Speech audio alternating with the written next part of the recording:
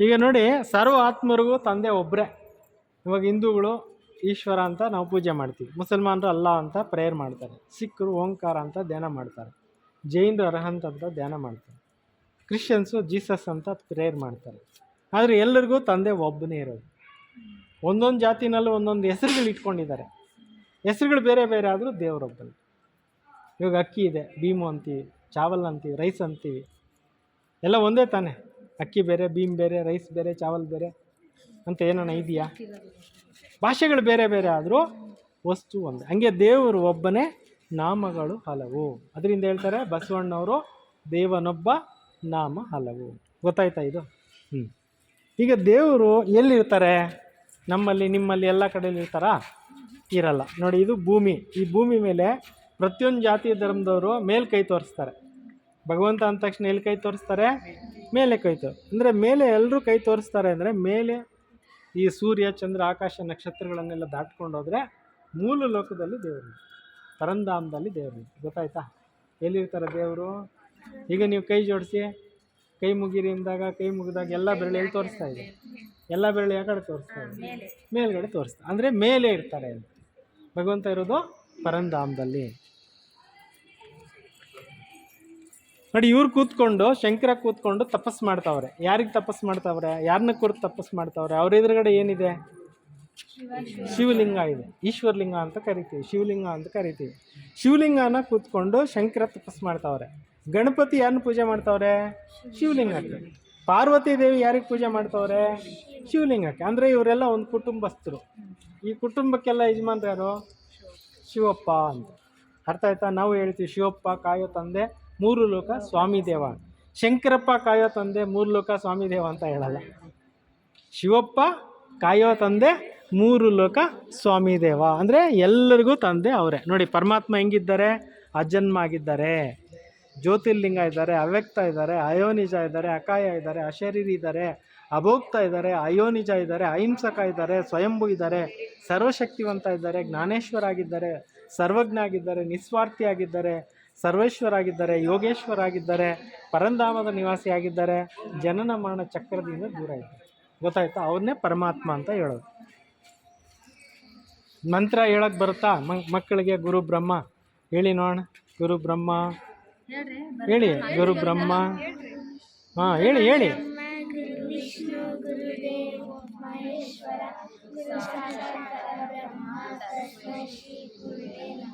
ಹಾಂ ನೋಡಿ, ಇವಾಗ ನೀವೆಲ್ಲ ಮಂತ್ರ ಹೇಳಿದ್ರಲ್ಲ, ಇವ್ರಿಗೆ ಹೇಳೋದು, ತ್ರಿಮೂರ್ತಿಗಳಿಗೆ ಈ ಮಂತ್ರ ಹೇಳೋದು. ಆಮೇಲೆ ಪರಬ್ರಹ್ಮ ಗುರುವೇ ನಮಃ ಅಂತ ಇದೆಯಲ್ಲ, ತಸ್ಮೈ ಶ್ರೀ ಗುರುವೇ ನಮಃ ಅಂತ ಹೇಳ್ತೀವಲ್ಲ, ಪರಮಾತ್ಮನಿಗೆ ಪರಬ್ರಹ್ಮ ಅಂತ ಹೇಳೋದು. ಗುರು ಬ್ರಹ್ಮ ಅಂದರೆ ಇವರು, ಗುರು ವಿಷ್ಣು ಅಂದರೆ ಇವರು, ಗುರುದೇವ ಅಂದರೆ ಇವರು, ಸಾಕ್ಷಾತ್ ಪರಬ್ರಹ್ಮ ಪರಮಾತ್ಮ. ಅರ್ಥ ಆಯ್ತಾ? ಬ್ರಹ್ಮ ವಿಷ್ಣು ಶಂಕರ್ಗೆ ಒಂದು ಮಂತ್ರ ಇದೆ, ಪರಬ್ರಹ್ಮ ಅಂತ ಹೇಳೋದು ಫೈನಲ್ ಪರಮಾತ್ಮ. ಇದು ಯಾರಿಗೆ ಗೊತ್ತೇ ಇಲ್ಲ. ಪ್ರೇಯರ್ಗಳು ಮಾಡ್ತಾವ್ರೆ, ಇದು ಗೊತ್ತೇ ಇಲ್ಲ ಎಷ್ಟೋ ಜನಕ್ಕೆ. ಎಕ್ಸ್ಪ್ಲನೇಷನ್ನೇ ಗೊತ್ತಿಲ್ಲ, ಚಿತ್ರನೂ ಇಲ್ವಲ್ಲ ಯಾರ ಹತ್ರನೂ. ಈ ಥರ ಅರ್ಥಗಳು ಯಾರು ಹೇಳ್ಕೊಡೋರು ಇಲ್ವಲ್ಲ, ಅದಕ್ಕೆ ಇವೆಲ್ಲ ಮಾಡಿರೋದು. ಬನ್ನಿ ನೋಡಿ, ದೇವತೆಗಳನ್ನು ಪೂಜೆ ಮಾಡೋರು ದೇವತೆಗಳ ಹತ್ರ ಹೋಗ್ತಾರೆ ಕೊನೆಯ ಕಾಲದಲ್ಲಿ. ಅಂತಿಮತಿ ಸೋಗತಿ ಅಂತ ಭಗವದ್ಗೀತೆಯಲ್ಲಿ ಇದೆ. ಅಂತಿಗತಿ ಸೋಗತಿ ಅಂದರೆ ಏನು ಅಂದರೆ, ಈ ಪ್ರಾಣ ಬಿಟ್ಟು ಹೋಗುತ್ತಲ್ಲ, ಪ್ರಾಣ ದೇಹ ಬಿಟ್ಟು ಹೋಗ್ತೀವಲ್ಲ, ಸಾವು ಅನ್ನೋದು ಬರುತ್ತಲ್ಲ, ಆಗಳಿಗೆ ಭಾಳ ಶ್ರೇಷ್ಠವಾಗಿರೋ ಗಳಿಗೆ ನಮ್ಮ ಜೀವನದಲ್ಲಿ. ಅಂತಿಮದಲ್ಲಿ ನಾವು ಏನು ನೆನಪು ಮಾಡ್ಕೊಂಡು ಶರೀರ ಬಿಡ್ತೀವೋ ಅದೇ ಗತಿ ಪ್ರಾಪ್ತಿಯಾಗುತ್ತೆ. ಈಗ ತಿಳ್ಕೊಳ್ಳಿ, ಕೆಲವರು ಪರಮಾತ್ಮನ ನೆನೆಸ್ಕೊಂಡು ಶರೀರ ಬಿಡ್ತಾರೆ, ಅವರು ಪರಮಾತ್ಮನ ಬಳಿಗೆ ಮೇಲ್ಗಡೆ ಹೊರಟೋಗ್ತಾರೆ. ದೇವತೆಗಳನ್ನು ನೆನೆಸ್ಕೊಂಡು ಶರೀರ ಬಿಟ್ಟರೆ ದೇವತೆಗಳ ಹತ್ರ ಹೊರಟೋಗ್ತಾರೆ.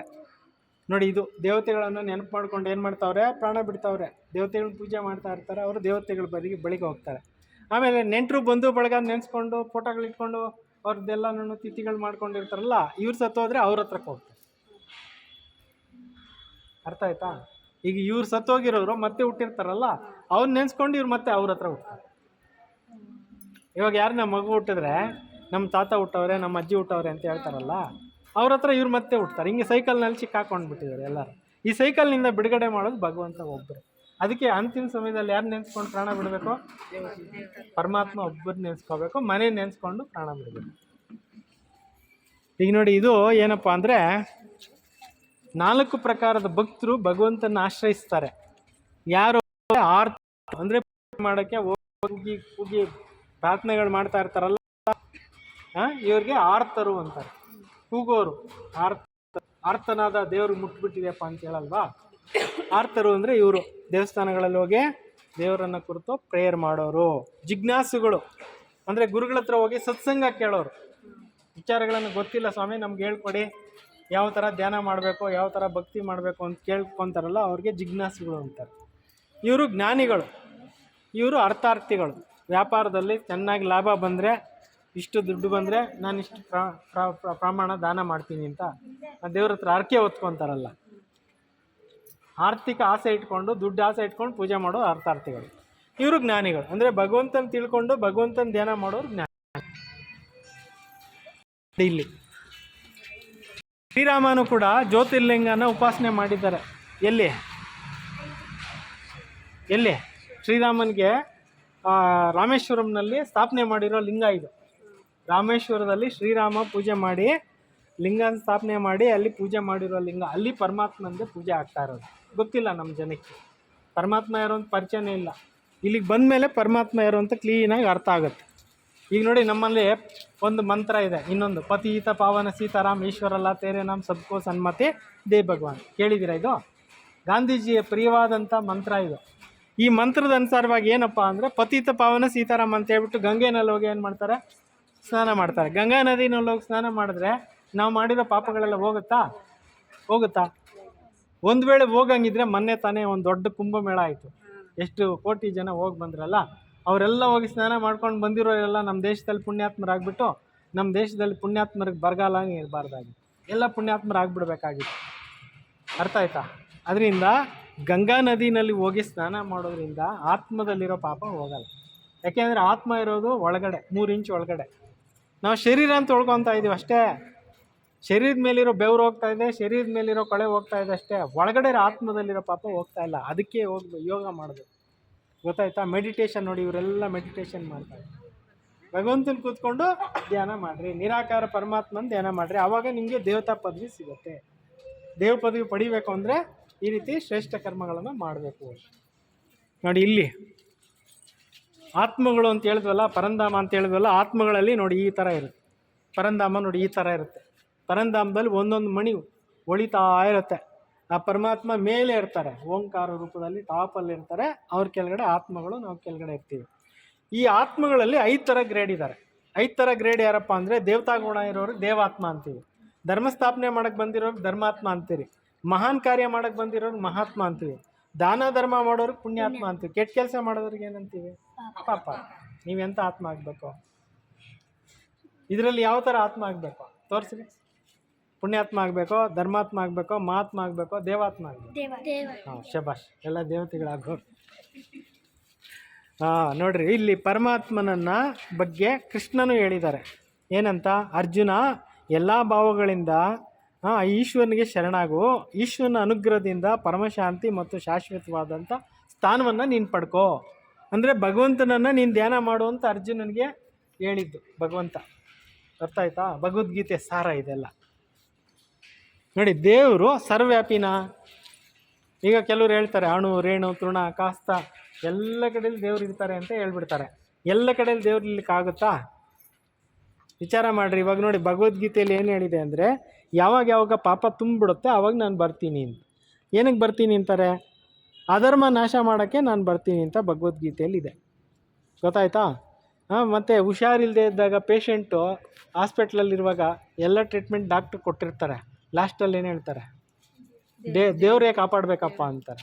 ನಾನೇನೋ ಟ್ರೀಟ್ ಮಾಡಿದ್ದೀನಿ, ಇನ್ಮೇಲೆ ನಿನಗೆ ಕಾಪಾಡಬೇಕಾಗಿ ದೇವರು. ಆವಾಗ ಅಯ್ಯೋ ಕಾಪಾಡು ದೇವ್ರೆ ಅಂತ ದುಃಖ ದೂರ ಮಾಡು ಅಂತ ಹೇಳ್ಬಿಟ್ಟು ಪ್ರೇಯರು ಮಾಡ್ತಾ ಇರ್ತಾರೆ. ಕಷ್ಟ ಬಂದಾಗ ಜನ, ಸಂಕಟ ಬಂದಾಗ ವೆಂಕಟರಮಣ ಅಂತೀವಿ. ನೋಡಿ, ಬೆಂಕಿನಲ್ಲಿ ವಸ್ತುಗಳನ್ನು ಹಾಕಿದ್ರೆ ಸುಟ್ಟೋಗ್ತದೆ. ಅದು ದೇವ್ರ ಗುಣನಾ? ಕಾಯಿಲೆ ಬರೋದು ದೇವ್ರ ಗುಣನಾ? ಆಮೇಲೆ ಎಷ್ಟು ಕೆಟ್ಟ ಕೆಲಸಗಳು ನಡೀತಾ ಇದ್ದಾವೆ. ಎಲ್ಲಿ ನೋಡಿದ್ರು ಹಿಂಸೆಗಳು, ಪ್ರಾಣ ಅಪಾಯಗಳು ಮತ್ತು ಮಾನಭಂಗಗಳು ಎಲ್ಲ ನಡೀತಾ ಇದೆ. ಇವೆಲ್ಲ ಮನುಷ್ಯನ ಪಾಪಕರ್ಮಗಳು ಅಂತ ಹೇಳ್ತೀವಿ. ಇದರಲ್ಲಿ ದೇವ್ರು ಇರ್ಲಿಕ್ಕಾಗತ್ತಾ? ನೋಡಿ, ಕೆಟ್ಟ ಒಂದು ವಸ್ತುಗಳನ್ನೆಲ್ಲ ಹಂದಿ ತಿನ್ನತ್ತೆ, ಅದು ದೇವ್ರ ಅವತಾರನಾ? ನಾಗರಾವ್ ಮನೆಗೆ ಬಂದರೆ ಹೊಡೆದಾಕ್ತಾರೆ, ಹುತ್ತುಗಳಿಗೆ ಹೋಗಿ ಹಾಲು ಹಾಕ್ತಾರೆ, ಅದು ದೇವ್ರಾ? ವಿಚಾರ ಮಾಡಿರಿ. ಎಷ್ಟೋ ಪ್ರಾಣಿಗಳು ಇನ್ನೊಂದು ಪ್ರಾಣಿಗಳನ್ನ ಕೊಂದು ಸಾಯಿಸ್ತವೆ, ಅವು ದೇವ್ರಾ? ದೇವ್ರ ರೂಪನಾ? ಅಲ್ಲ. ಇದು ಜನಕ್ಕೆ ಸರಿಯಾಗಿ ಜ್ಞಾನ ಇಲ್ಲ. ಅಣು ರೇಣು ತೃಣ ಕಾಷ್ಟಗಳಲ್ಲಿ ದೇವ್ರು ಇರೋದು ನೋಡಿ ಪರಂಧಾಮದಲ್ಲಿ. ಗೊತ್ತಾಯ್ತಾ? ಇದು ಸೂಕ್ಷ್ಮ ಲೋಕ, ಇದು ಭೂಲೋಕ, ಅದು ಮೂಲಲೋಕ. ಆ ಲೋಕದಿಂದ ನಾವೆಲ್ಲ ಇಲ್ಲಿಗೆ ಬಂದೀವಿ, ಮತ್ತೆ ಅಲ್ಲಿಗೆ ಹೋಗ್ಬೇಕು. ಪರಮಾತ್ಮ ಯಾರು ಅಂತ ಇಲ್ಲಿ ತಿಳ್ಕೊಬೋದು ನೀವು. ಪ್ರತಿಯೊಂದು ಧರ್ಮದಲ್ಲಿ ಒಂದೊಂದು ಕರೀತಾರೆ ಪರಮಾತ್ಮನಲ್ಲಿ. ಮತ್ತು ಪರಮಾತ್ಮನಿಗೆ ಅನೇಕ ಗುಣಗಳಿದ್ದಾವೆ, ಅನೇಕ ಶಕ್ತಿಗಳಿದ್ದಾವೆ, ಅನೇಕ ಮಹಿಮೆಗಳಿದ್ದಾವೆ, ಅನೇಕ ಒಂದು ಹೆಸರುಗಳು. ಯಾತಕ್ಕೆ ಅಂದರೆ ಅನೇಕ ಕಾರ್ಯಗಳನ್ನು ಅವರು ಮಾಡ್ತಾರೆ. ಗೊತ್ತಾಯ್ತಾ? ಏನೇನು ಕಾರ್ಯ ಮಾಡ್ತಾರೆ? ದುಃಖ ದೂರ ಮಾಡ್ತಾರೆ, ಸುಖ ಕೊಡ್ತಾರೆ. ಅದರಿಂದ ದುಃಖ ಅರ್ಥ, ಸುಖಕ್ಕೆ ಅರ್ಥ ಅಂತ. ಪಾಪಗಳನ್ನೆಲ್ಲ ಪರಿಹಾರ ಮಾಡ್ತಾರೆ, ಅವಾಗೆ ತೋರಿಸಿದ್ರು. ಅದರಿಂದ ಅವರಿಗೆ ಪಾಪ ಕಟೇಶ್ವರ. ಮುಕ್ತಿ ಕೊಡ್ತಾರೆ, ಅದರಿಂದ ಅವರಿಗೆ ಮುಕ್ತಿ ಜೀವನ ದಾತ ಅಂತ. ಅವ್ರಿಗೆಲ್ರಿಗೂ ಸದ್ಗತಿ ಕೊಡ್ತಾರೆ, ಅದರಿಂದ ಅವ್ರಿಗೆ ಗತಿ ಸದ್ಗತಿ ದಾತ ಅಂತ. ಹೀಗೆ ಅನೇಕ ಹೆಸರುಗಳಿದ್ದಾವೆ. ಆ ಹೆಸರುಗಳೆಲ್ಲ ನೀವೇನು ಮಾಡ್ಕೋಬೇಕು? ಬುಕ್ಕು ಪೇಪರು ತಂದು ಕ್ಲೀನಾಗೆಲ್ಲ ಬರ್ಕೋಬೇಕು. ಯಾರು ಬರ್ಕೊಂಡು ಚೆನ್ನಾಗಿ ಬೈ ಹಾರ್ಟ್ ಮಾಡ್ತೀರೋ ಅವ್ರಿಗೆ ಯೋಗ ಬರುತ್ತೆ. ಗೊತ್ತಾಯ್ತಾ? ನೋಡಿ, ಶ್ರೀಕೃಷ್ಣ ರಾಮಾವತಾರದಲ್ಲಿ ಜ್ಯೋತಿರ್ಲಿಂಗ ಶಿವನನ್ನು ಸಾಕ್ಷಾತ್ಕಾರ ಮಾಡ್ಕೊಳ್ಳೋಕ್ಕೆ ಮಿರ್ಜಾ ವ್ರತವನ್ನು ಮಾಡಿದ್ರಂತೆ. ಗೊತ್ತಾಯ್ತಾ? ಒಂದು ಅವತಾರ ಆ ಟೈಮ್ನಲ್ಲಿ ಅವರು ಸಾಕ್ಷಾತ್ಕಾರ ಪಡ್ಕೊಳ್ಳೋಕ್ಕೆ ಈ ರೀತಿ ಪೂಜೆ ಮಾಡಿದ್ದಾರೆ. ಶ್ರೀಕೃಷ್ಣನೇ ಈಶ್ವರನಿಗೆ ಪೂಜೆ ಮಾಡಿದ್ದಾರೆ ಅಂದರೆ ದೊಡ್ಡವ್ರು ಯಾರು? ಈಶ್ವರನ ದೊಡ್ಡವರು, ಕೃಷ್ಣ ದೊಡ್ಡವರು? ಈಶ್ವರನೇ ದೊಡ್ಡವರು. ಇಲ್ಲಿ ನೋಡ್ರಿ, ಕೃಷ್ಣನೇ ಗೋಪೇಶ್ವರದಲ್ಲಿ ಲಿಂಗ ಸ್ಥಾಪನೆ ಮಾಡಿ ಪೂಜೆ ಮಾಡಿದ್ದಾರೆ. ಇತಿಹಾಸ ಹೇಳುತ್ತೆ ಆ ಥರ ಇತಿಹಾಸ ಗ್ರಂಥಗಳಲ್ಲಿದೆ. ಅಂದರೆ ಅವರು ಧ್ಯಾನ ಮಾಡ್ತಾ ಇದ್ದಾರೆ, ಅವರು ಪೂಜೆ ಮಾಡ್ತಾ ಇದ್ದಾರೆ ಅಂದರೆ ಅವ್ರಿಗೂ ದೊಡ್ಡವರು ಪರಮಾತ್ಮ ಅಂತ. ಗೊತ್ತಾಯ್ತಾ? ನೀವು ಪ್ರೇಯರ್ ಮಾಡ್ತೀರಾ ಸ್ಕೂಲ್ಗಳಲ್ಲಿ, ಏನಂತ ಪ್ರೇಯರ್ ಮಾಡ್ತೀರಾ? ಪ್ರೇಯರ್ ಮಾಡಿ ನೋಡೋಣ. ಜನಗಣ ಹೇಳಿ.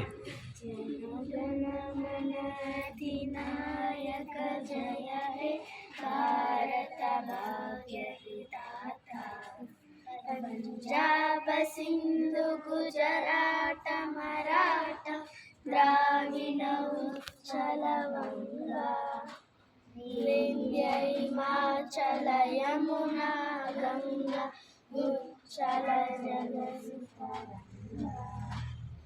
ತವ ಶುಭ ನಾಮೆ ಜಾರಿ ತವ ಶುಭಾಶಿಷ ಮಾರೆ गाये तव जय गाथा जनगण मंगलदायक जय हे भारत भाग्य विधाता जय हे जय हे जय हे जय जय जय जय हे. ಇದನ್ನೇನಂತೀವಿ? ರಾಷ್ಟ್ರಗೀತೆ ಅಲ್ವಾ? ಜನಗಳಿಗೆ, ಮಣಗಳಿಗೆ, ಗಣಗಳಿಗೆ ಎಲ್ಲರಿಗೂ ಅಧಿಪತಿ ಯಾರು? ಪರಮಾತ್ಮ. ಗೊತ್ತಾಯ್ತಾ? ಭಾರತ ದೇಶದ ಭಾಗ್ಯ ವಿಧಾತ ಯಾರು? ಭಗವಂತ. ಯಾಕೆಂದರೆ ನಮ್ಮ ಭಾರತ ದೇಶ ಸ್ವರ್ಗವಾಗಿತ್ತು. ಅಷ್ಟು ದೊಡ್ಡ ಭಾಗ್ಯನ ದೇವರೇ ಕೊಟ್ಟಿದ್ದಿದ್ದು. ಜನಗಳಿಗೆ, ಮನಗಳಿಗೆ, ಗಣಗಳಿಗೆ ಎಲ್ಲರಿಗೂ ಒಳ್ಳೇದು ಮಾಡಿದ್ದಿದ್ದೇ ಪರಮಾತ್ಮ. ಅದನ್ನು ರವೀಂದ್ರನಾಥ್ ಠಾಗೂರ್ ಅವರು ಪ್ರೇಯರ್ ರೂಪದಲ್ಲಿ ಇಟ್ಟುಬಿಟ್ಟಿದ್ದಾರೆ. ನಮ್ಮ ಜನ ಹಾಡ್ತಾ ಇದ್ದಾರೆ, ಅರ್ಥ ಯಾರಿಗೂ ಗೊತ್ತಿಲ್ಲ. ಅದರ ಅರ್ಥ ಈ ಚಿತ್ರದಲ್ಲಿದೆ. ಅರ್ಥ ಆಯ್ತಾ? ಇವಾಗ ಪ್ರೇಯರ್ ಮಾಡಬೇಕಾದ್ರೆ ಎಲ್ಲರೂ ಕೂಡ ಸೆಲ್ಯೂಟ್ ಮಾಡ್ತಾರಲ್ವಾ? ಮೇಲ್ಗಡೆ ಏನಿರುತ್ತೆ? ಧ್ವಜ ಇರುತ್ತೆ. ಧ್ವಜದಲ್ಲಿ ಏನಿದೆ? 3 ವರ್ಣ ಧ್ವಜ ಇದೆ. ಅದ್ರ ಮಧ್ಯದಲ್ಲಿ ಏನಿದೆ? ಚಕ್ರ ಇರುತ್ತೆ. ಚಕ್ರದಲ್ಲಿ ಏನಿದೆ? ಪರಮಾತ್ಮನ ಸಿಂಬಲ್. ಭಾಗ್ಯವಿಧಾತ ಪರಮಾತ್ಮ ಅಂತ. ಓಕೆ.